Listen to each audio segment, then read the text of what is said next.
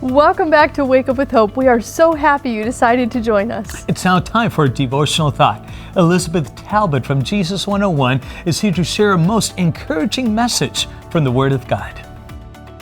Hello everyone, we continue with our series Fear Not, and today's topic is Fear Not, Powerful Armies. And you might not be fighting armies, but we fight obstacles that are powerful in our lives.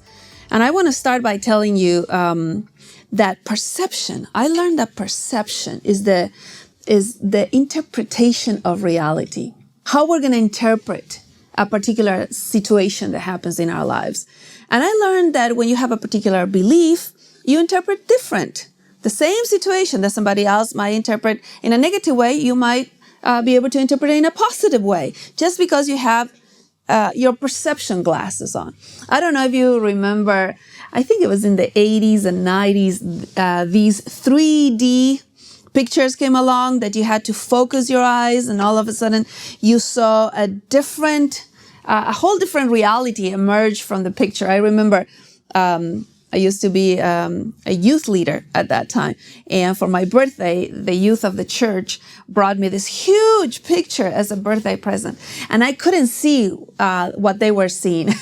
So I stayed there for hours, crossing my eyes and doing all kinds of things until I was able to see it. And it was so beautiful. It was completely different what emerged from the picture than what I could see at first sight. Well, you know, we always have two sides of reality. The one that we see with our eyes and the one we see with our spiritual eyes, and that's usually called faith and believing. Today we're going to study a story that makes this very clear. So please come with me to the second book of Kings, chapter 6. There is a prophet in the land. His name is Elisha.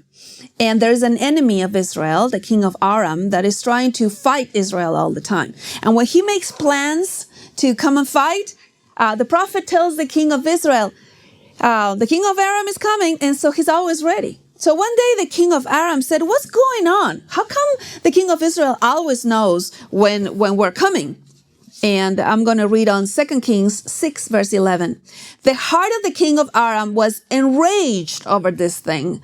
And he called his servants and said to them, will you tell me which of us is for the king of Israel? Is there a mole in our group? How come the king of Israel always knows when we're coming? And one of his servants, verse 12, said, no, my lord, O king, but Elisha, the prophet who is in Israel, tells the king of Israel the words that you speak in your bedroom. This prophet is like a fly on your wall. No matter what you say, what you do, he knows. And so he lets the king of Israel know. That's why he's always ready. So the king of Aram said, verse 13, go and see where he is, this prophet, and that I may send and take him. And it was said to him, behold, he's in Dothan. And he sent horses and chariots and a great army there. And they came by night and surrounded the city. I think this is such a paradox, because if this was a prophet that always knew what was coming, how could the king of Aram say, oh, okay, I know, I'm going to get him, and he's not going to know I'm coming. What a paradox, right? A prophetic paradox. And when they were sleeping, the whole army surrounded the city where the prophet was. So in the morning, when they woke up, the attendant of the prophet looks out the window and he sees this army that is completely surrounding them, right? And verse 15, this is 2 Kings 6:15. Now, when the attendant of the man of God had risen early and gone out, behold, an army with horses and chariots was circling the city. And his servant said to him, alas, my master, what shall we do? What shall we do? We are surrounded by powerful armies. What are we going to do? Maybe today you are feeling that way, that your eyes see obstacles, enemies, armies against you. And you're saying, we can't do anything about this. What are we going to do? And this is where the prophet's words might be exactly what you need today. The prophet says to his servant, verse 16, he answered, do not fear. That's our series. Fear not. Do not fear. For those who are with us are more than those who are with them. Those who are with us are more than those who are with them. And I imagine the attendant saying, okay, 1, 2, 1, 2. It's just 2, 1, and 1, 2. There's no more than 2. It's just us. And the prophet said, no, there's a lot more with us than with them. And then he prayed. The prophet prayed. Verse 17, Elisha prayed and said, "Oh Lord, I pray, open his eyes." This is his other eyes, his eyes of faith, that he could see the spiritual realities. He's asking for a bridge to the spiritual reality so that he could actually see it. And Elisha prayed and said, "Oh Lord," verse 17, "I pray, open his eyes that he may see." And the Lord opened the servant's eyes, and he saw, and behold, the mountain was full of horses and chariots of fire all around Elisha.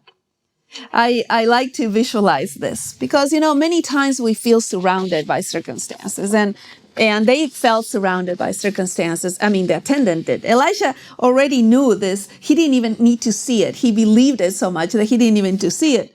But imagine this. They're surrounded, completely surrounded. It's just 2 of them, the prophet and the attendant and the prophet and the prophet and the attendant. That's it. They're surrounded by an army. And the prophet says, no, the ones that are with us are more than the ones that are with them. And then he prays that for a moment, his servant would be able to see how the Lord of hosts and all the angels were surrounding them, and that they were a much more powerful army. So this looks very fearful, doesn't it? But when you put the second reality, I love this, of all these angels around them, now it looks completely different, doesn't it? Because now it's no longer this army that was there. It's all this other reality that is surrounding them. That, of course, now it looks much better, doesn't it? Because the army of the Lord of hosts is around them.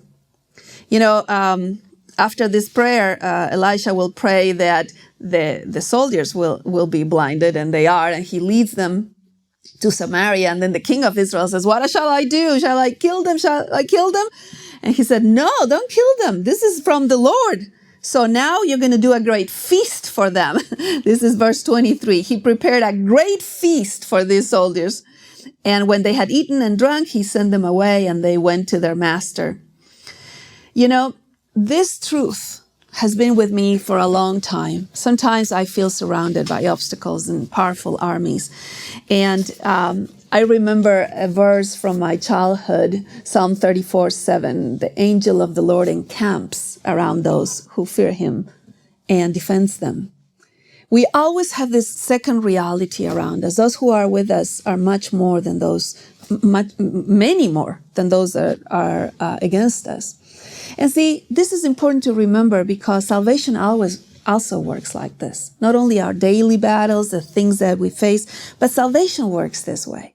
You need to look at it through the eyes of faith and be sure of the things you don't see, but that God has told you. Salvation says, "He who has the Son has life." So be sure of this. Put your glasses on. Be sure of your salvation.